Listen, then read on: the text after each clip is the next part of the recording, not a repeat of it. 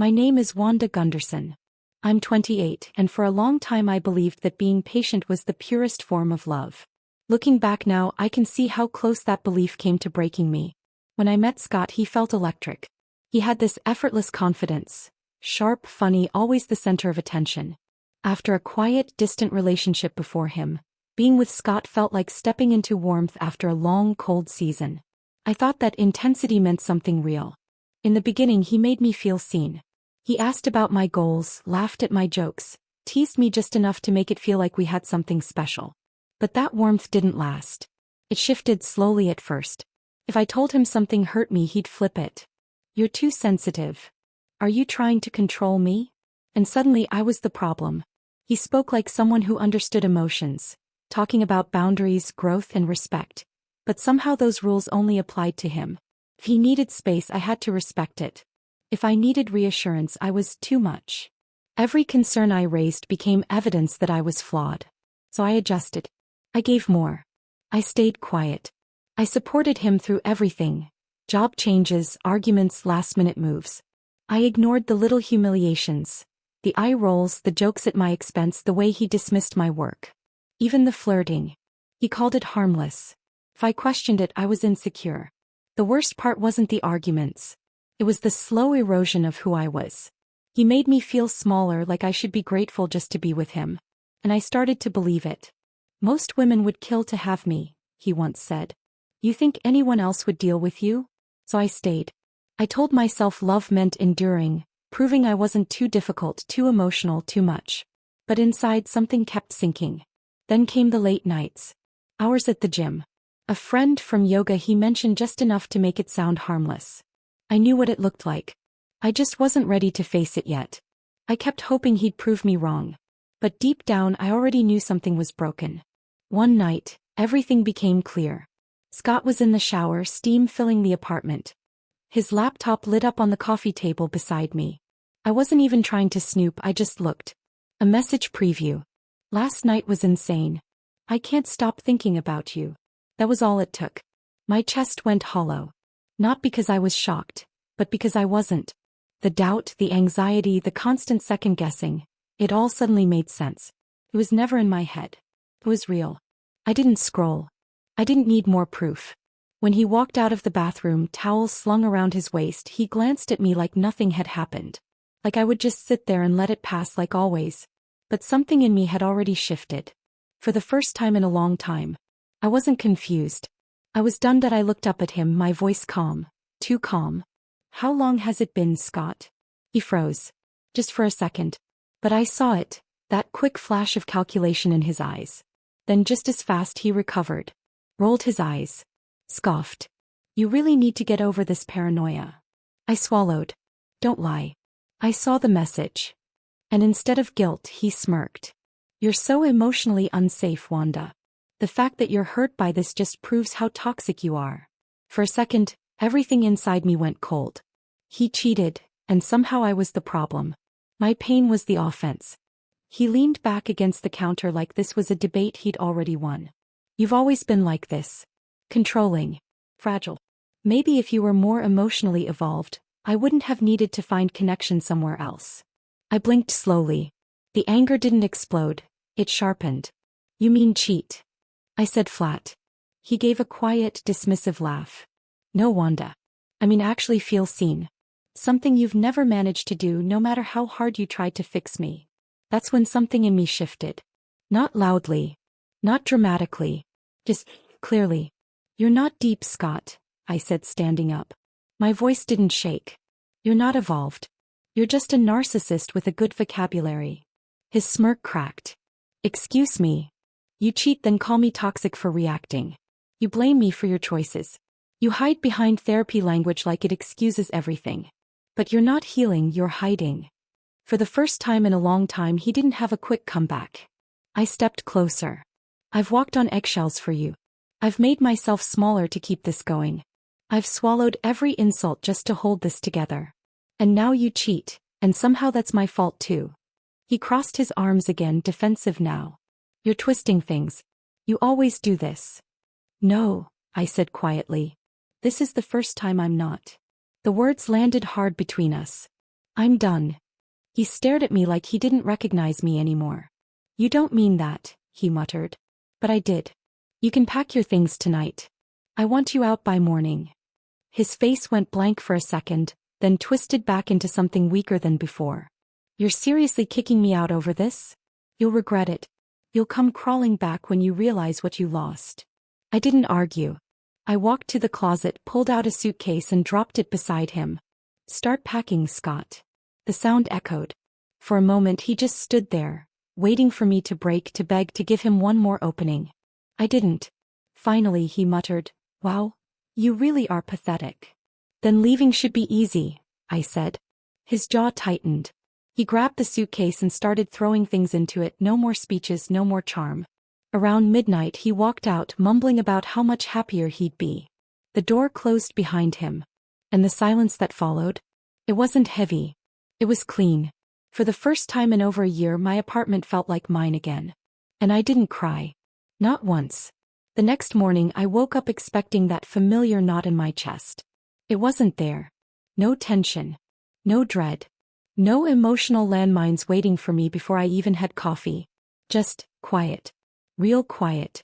The kind that feels like oxygen after you've been suffocating. I stripped the bed. Washed the sheets. Threw away the candles he used to light during his grounding rituals. Opened every window and let the air rush in. It might have been symbolic. Maybe even a little dramatic. But it mattered. Everything felt different. Lighter. I blocked his number. Muted his social media. Not out of anger. Out of self-preservation. I didn't want his voice echoing in my head anymore. The next few days were simple. I worked. I cooked for myself. I went to the gym, actually went not just to clear my head after his chaos but to feel strong again. I called Jamie, a friend Scott never liked. When I told him what happened he laughed. Finally, he said. Took you long enough. That guy was a walking red flag wrapped in cologne. He wasn't Ron. By day 3 something had shifted. I felt lighter. Not healed but clear. For the first time in months I wasn't second-guessing myself. I wasn't wondering how I could change to make someone stay. I finally understood the truth. It was never about me. Scott didn't want a partner. He wanted a place to dump his chaos, and I had carried it for far too long. On the evening of day 4 my phone buzzed. Unknown number. Hey. I just wanted to say I'm sorry about how everything happened. I hope you're okay. No name. No ownership. Just vague regret wrapped in soft words. I didn't respond. I deleted it. The next morning a new message came through Instagram. A blank account. I know I hurt you. I'm not asking for anything. I just miss the way we used to talk. I knew it was him. Ignored. By day 6 he tried again, longer this time from another number. I messed up. I let someone get in my head. I hurt the only person who ever cared about me. She wasn't who I thought she was, she ghosted me.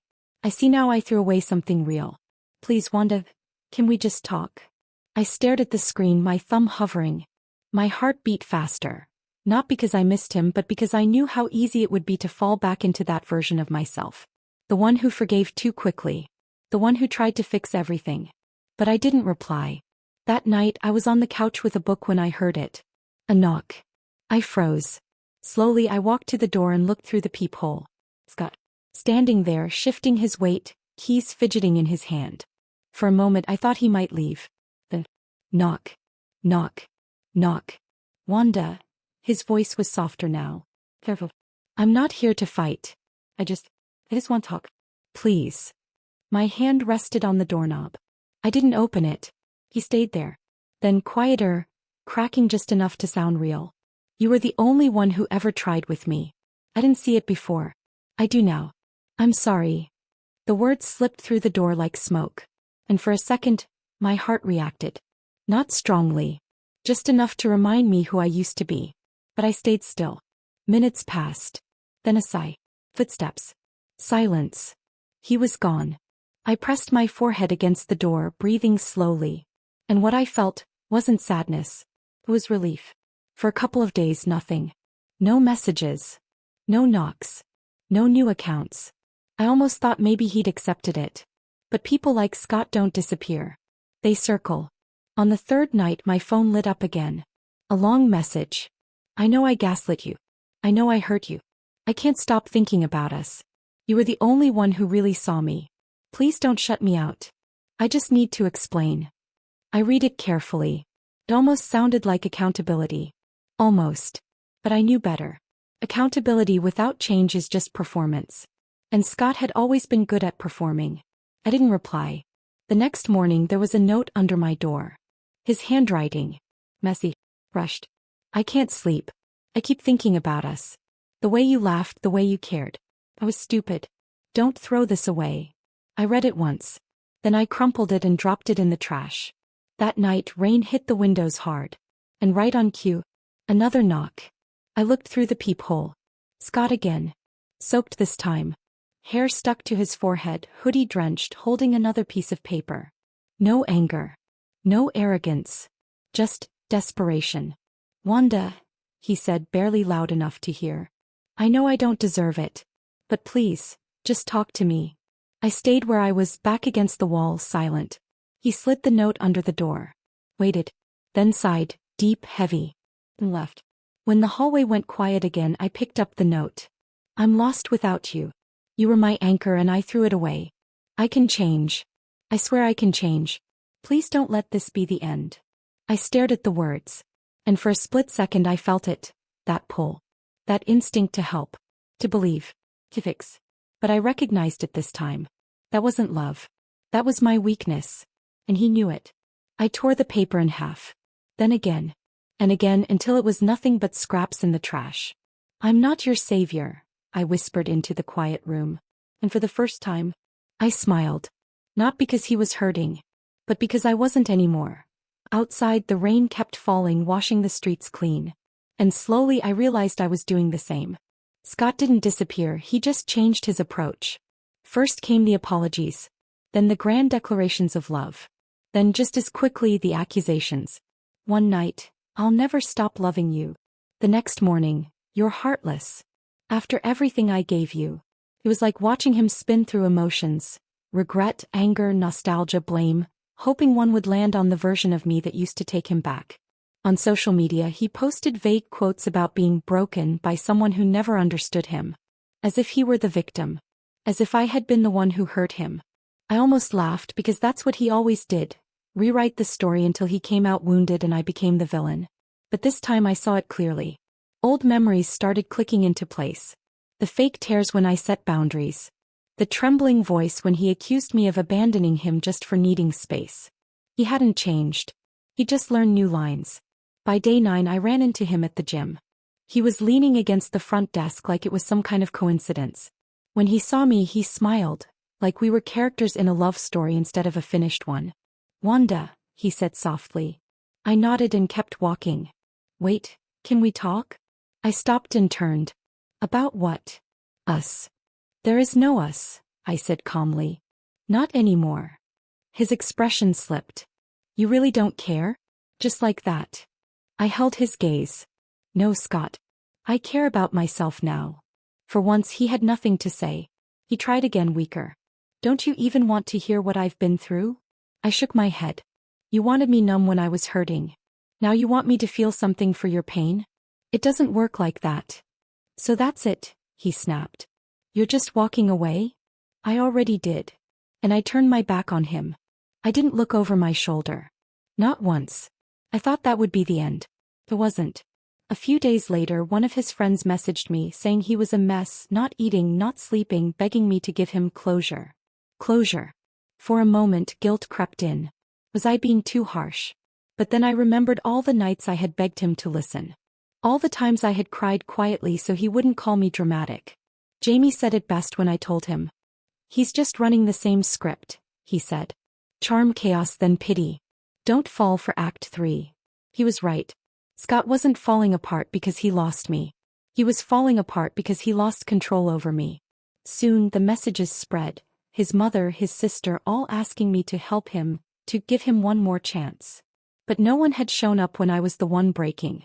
Then one night the knocking came. Loud. Aggressive. Wanda. His voice wasn't soft anymore. It was sharp, angry. I know you're in there.